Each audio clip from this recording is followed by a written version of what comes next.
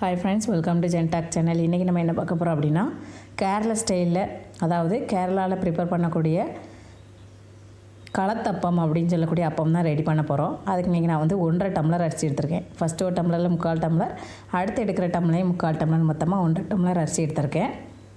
இது வந்து ரேஷன் பச்சரிசி.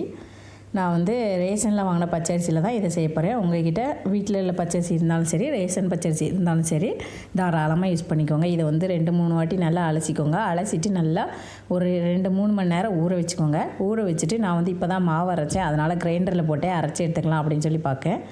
தோசைக்கு மாவு அரைச்சதுனால மாவு அரைச்சி முடித்ததும் அதே கிரைண்டரில் என்ன போட்டிருக்கேன் அப்படின்னா, இந்த பச்சரிசியை போட்டிருக்கேன். பச்சரிசி மட்டும் என்ன ஆகும் அப்படின்னா, அந்த கிரைண்டரில் அரைக்கப்போ ரொம்ப பக்கத்தில் இந்த மாதிரி ஒட்டிக்கிடும் கீழே.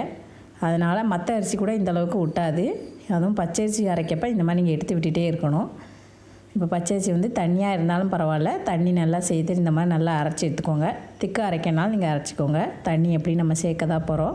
இப்போ வந்து மாவு அரைச்சி எடுத்து வச்சுக்கிட்டேன்னா, பச்சரிசி மாவு பாருங்கள், நான் வந்து ஓரளவு திக்காக தான் அரைச்சி வச்சுருக்கேன். இந்த அளவுக்கு. அப்படி இல்லைன்னா நீங்கள் அரைச்சிட்டு ஒரு 10 நிமிஷம் அப்படியே வச்சிட்டிங்கன்னா மாவு வந்து நல்லா திக்காகிடும். இப்போ வந்து பச்சரிசி மாவு அரைச்சதை நான் வந்து கொஞ்சமாக எடுத்திருக்கேன். ஒரு 2-3 ஸ்நாக்ஸ் செய்யலாம் அப்படிங்கிறதுனால அதை வந்து நான் மொத்தமாக எடுத்துருக்கேன். ஒரு பவுலில் என்ன செஞ்சுருக்கேன் அப்படின்னா, ரைஸ், அதாவது வடித்த சாதம் வந்து சூடாக இருந்தாலும் பரவாயில்ல, ஆறின சாதமாக இருந்தாலும் பரவாயில்ல, சாதத்தை எடுத்து வச்சுக்கோங்க. நீங்கள் மிக்சியில் அரைக்கிங்க அப்படின்னா, நீங்கள் வந்து அரிசி அரைக்கப்பவே என்ன செஞ்சுக்கோங்க அப்படின்னா, சாதமும் சேர்த்து அரைச்சி எடுத்துக்கோங்க. நான் கிரைண்டரில் அரைச்சேன் அப்படிங்கிறதுனால இந்த சாதத்தை வந்து தனியாக தான் அரைக்கணும். அதுக்காக இதுலேருந்து ஒரு 2 கப் என்ன செஞ்சுருக்கேன் அப்படின்னா, பச்சரிசி மாவு சேர்த்துருக்கேன். ஒரு 4 ஏலக்காய் சேர்த்துருக்கேன். சேர்த்துட்டு நான் இங்கே பாருங்கள் இந்த மாதிரி அரைச்சி எடுத்துட்டேன். பவுலில் ஏற்கனவே 2 ஸ்பூன் பச்சரிசி மாவு சேர்த்து வச்சுருக்கேன். அது கூட நம்ம வந்து இந்த சாதத்தை அரைச்சதையும் சேர்த்துக்கலாம். சாதம் வெறுமனையாக அரைச்சோம் அப்படின்னா நல்லா அரைப்படாது. அதனால் அதில் வந்து ஒரு 2 ஸ்பூன் என்ன செஞ்சுக்கோங்க அப்படின்னா, மாவு சேர்த்துட்டு அரைச்சிங்க அப்படின்னா அது சூப்பராகிடும். இப்போ இதில் அரைச்ச மாவு எல்லாத்தையுமே இந்த மாவு கூட சேர்த்துக்கோங்க. பச்சரிசி மாவு கூட அரைச்ச சாதத்தையும் சேர்த்து நல்லா மிக்ஸ் பண்ணணும். அரைக்கும் போதே ஏலக்காய் சேர்த்துக்கோங்க. ஏலக்காய் பொடி இருந்தாலும் இதை நீங்கள் தாராளமாக சேர்த்துக்கலாம். இப்போ இது ரெண்டும் நல்லா மிக்ஸ் ஆகணும். ஒரு விஸ்கு வச்சு நல்லா மிக்ஸ் பண்ணி விட்டுக்கோங்க. இதுக்கு வந்து நான் வந்து ஒரு 100 கிராம் கருப்பட்டி எடுத்திருக்கேன். கருப்பட்டி என்ன செய்ய போகிறேன் அப்படின்னா, நல்லா காய்ச்சி எடுக்க போகிறேன். நீங்கள் வந்து கருப்பட்டிக்கு பதிலாக வெள்ளை இருந்தாலும் சேர்த்துக்கலாம். வெள்ளை இல்லைன்னா நாட்டு சக்கரை சேர்த்துக்கோங்க. இப்போ வந்து நான் வந்து கருப்பட்டி சேர்த்துருக்கேன். கருப்பட்டி எல்லாம் நல்லா கரைஞ்சிரும். நீங்கள் நல்லா குட்டி குட்டி பீஸ் ஆக்கி போட்டாலும் சரி, முழுசாக போட்டாலும் சரி, எப்படி போட்டாலுமே தண்ணியில் என்ன செஞ்சிடும் அப்படின்னா கருப்பட்டி கரைஞ்சிரும். இப்போ நான் வந்து கருப்பட்டி காய்ச்சதை வந்து சூடாகவே அந்த மாவு கூட சேர்க்க போகிறேன். ஆறுனப்புறம் சேர்க்கக்கூடாது. சூடாக இருக்கப்பவே கொஞ்சம் கொஞ்சமாக சேர்த்து நல்லா மிக்ஸ் பண்ணிக்கோங்க. இந்த மாவும் அதுவும் நல்லா மிக்ஸ் ஆகணும். அதாவது கண்டிப்பாக நீங்கள் வந்து அரிசி, அதாவது சாதம் சேர்த்து அரைச்சிங்க அப்படின்னா தான் உங்களுக்கு வந்து அது ஒரு நல்ல டேஸ்ட் இருக்கும். ஏன்னா நம்ம வந்து மாவு கூட எந்த விதமான baking soda, baking powder, yeast எதுவுமே சேர்க்கலை. ஈவன் தேங்காய் தண்ணி கூட சேர்க்கலை. சிலர் வெந்தயம் சேர்ப்பாங்க. எதுவுமே நம்ம சேர்க்கலை. வெறும் சாதம் மட்டும் சேர்த்துருக்கோம். அப்படிங்கிறதுனால இது வந்து ஃப்ரெஷ்ஷாக தான் இருக்கும். உங்களுக்கு புளிக்க வைக்கணுன்னா நீங்கள் புளிக்க வச்சு செய்யலாம். ஆனால் இது வந்து ஃப்ரெஷ்ஷாக இந்த மாதிரி செஞ்சீங்க அப்படின்னா சூப்பராக இருக்கும். புளிக்க வச்சு செஞ்சாலும் அது இன்னும் நல்லா டேஸ்டியாக இருக்கும்.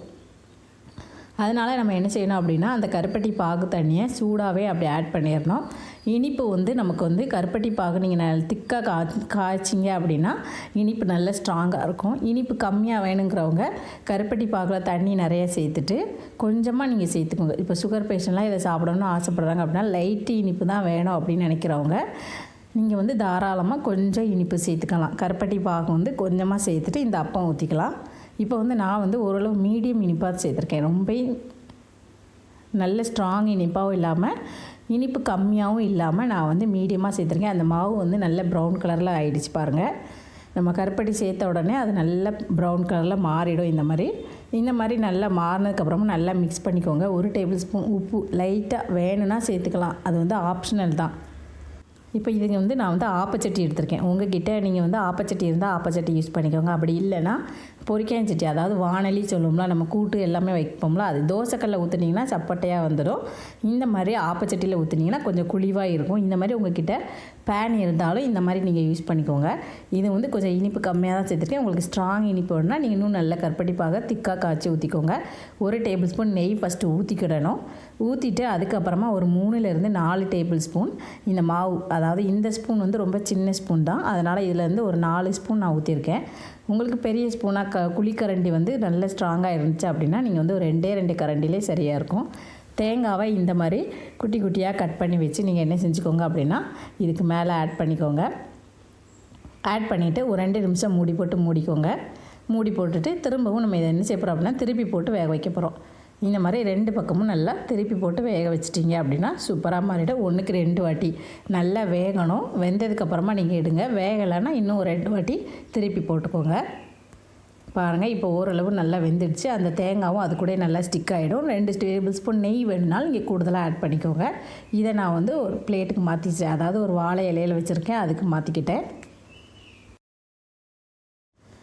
இப்போ வந்து நான் வந்து இன்னொன்று இதே மாதிரி ட்ரை பண்ணி காமிக்கேன் பாருங்கள். ரொம்ப சூப்பராக கேரளா ஸ்டைலில் உள்ள களத்தப்பம் வந்திருக்கு பாருங்கள். எவ்வளோ டேஸ்ட்டாக எம்மியாக வந்திருக்குன்ட்டு. இப்போ இன்னொன்று நான் அதே மாதிரி ஊற்றிருக்கேன். நெய் வந்து நல்லா தாராளமாக சேர்த்துக்கோங்க, அப்போ தான் நல்ல மணமாக இருக்கும். இனிப்பு நல்லா சேர்த்திங்க அப்படின்னா சூப்பராக இருக்கும். இனிப்பு வேண்டாங்கிறவங்க நீங்கள் கொஞ்சம் கம்மியாகவே சேர்த்துக்கலாம், ஒன்றும் பிரச்சனை இல்லை. இப்போ பாருங்கள், இது வந்து நல்லா வெந்துடுச்சு. இதையும் நான் என்ன செஞ்சுக்கிட்டேன் அப்படின்னா திருப்பி போட்டுக்கிட்டேன். இது வந்து பேனில் எதுலேயுமே ஒட்டாது, நல்லா சூப்பராக வரும். இந்த மாதிரி நீங்களும் உங்கள் கிட்ஸுக்கு வந்து ஈவினிங் ஸ்நாக்ஸாக நம்ம ஒரு ஹெல்த்தியான ஸ்நாக்ஸ் ரெடி பண்ணணும் அப்படின்னா இந்த மாதிரி ட்ரை பண்ணி பாருங்கள். 2 பக்கம் நல்லா வெந்ததுக்கப்புறமா நீங்கள் வந்து பிளேட்டுக்கு மாற்றிக்கலாம். பாருங்கள், இது ஒரு சைடு நல்லா வேகலாம் அப்படின்னா நீங்கள் இன்னொரு வாட்டி கூட திருப்பி போட்டு வேக வச்சுக்கோங்க. இது 2 பக்கமும் நல்லா சூப்பராக வெந்திருக்கு பாருங்கள். எவ்வளோ சூப்பரான ஒரு கேரளா ஸ்டைல் களத்தப்பம் செஞ்சாச்சு. நீங்களும் இந்த மாதிரி ட்ரை பண்ணி பாருங்கள். எப்படி இருந்துச்சு அப்படிங்கிறது மறக்காமல் கமெண்ட் செக்ஷனில் ஓட்டிங் கொடுத்துருங்க. தேங்க்யூ.